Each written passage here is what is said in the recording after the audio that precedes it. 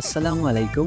অজানা তথ্যের নতুন একটা ভিডিওতে আজকে সবাইকে স্বাগতম। আজকের ভিডিওতে আমরা দেখতে যাচ্ছি ইন্ডিয়ার তামিলনাড়ুর গভীর সমুদ্রের মাঝখান থেকে মাছ শিকার করার পদ্ধতি। তো বেশি কথা না বাড়িয়ে আজকের ভিডিওটা শুরু করা যাক। ভিডিওর প্রথমে আমরা দেখতে পাই যে মাটির উপর থেকে একটি নৌকা পানির মধ্যে নামানো হচ্ছে। আগে থেকে একটি কথা জেনে রাখা ভালো যে ইন্ডিয়ার তামিলনাড়ুর মানুষরা একবার যদি গভীর সমুদ্রে মাছ ধরতে যায় 1 মাসও সমুদ্রের মাঝখানে থেকে থাকেন এবং সমুদ্রের মাঝখানে 1 মাস সারভাইভ করার জন্য খাবার থেকে শুরু করে বেঁচে থাকার জন্য সকল যাবতীয় জিনিসপত্র নিয়ে থাকেন। বিশেষ করে বরফের টুকরা নিয়ে থাকেন যেন মাছগুলো বরফের মাধ্যমে টাটকা রাখা যায় এবং সবকিছু গুছিয়ে রওনা হয়ে যায় মাঝ সমুদ্রের উদ্দেশ্যে। তাদের মাছ ধরার গন্তব্যস্থানে গিয়ে প্রথমে তারা তাদের পূজার কাজ শেষ করে থাকেন, তারপর নদীতে জাল ফেলেন। নৌকা থেকে তাদের মাছ ধরার প্রধান উৎসই হচ্ছে জাল ফেলে মাছ ধরা। নৌকার মধ্যে থাকা 10 থেকে 12 জন মানুষের প্রায় 8 থেকে 10 ঘন্টা সময় লাগে পুরোটা জাল পানিতে ফেলতে।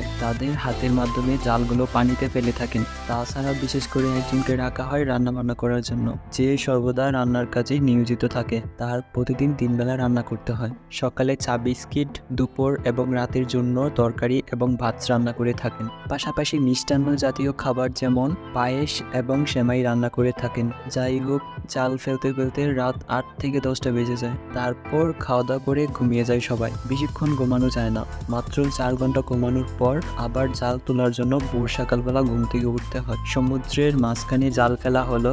এখন আপনাদের মনের মাঝে প্রশ্ন জাগতে পারে যে সমুদ্রের মাঝখান থেকে কি মাছ ধরা হয়। সাধারণত 80% টুনা মাছ ধরা হয়। টুনা মাছ হলো এমন এক প্রজাতির মাছ যার বিশ্ববাজারে চাহিদা অনেক বেশি।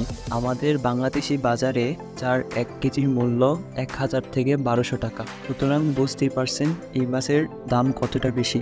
সবগুলো জাল নদী থেকে তোলা হলে যে পরিমাণ মাছ ধরা পড়ে জালে, সেগুলোকে সংরক্ষণ করার জন্য জাহাজের মধ্যে নিচে নেওয়া হয় এবং বরফের মাধ্যমে এই মাছগুলো সংরক্ষণ করা হয়। এরকম করে একদিন করে পুরো 1 মাস সমুদ্রের মাঝখানে থেকে যতটা মাছ পায় তা নিয়ে কিনারায় চলে আসে। আজকের ভিডিওটা শেষ করছি এতটুকু পর্যন্তই।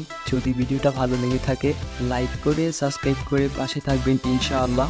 ভালো থাকবেন সবাই। খোদা হাফেজ।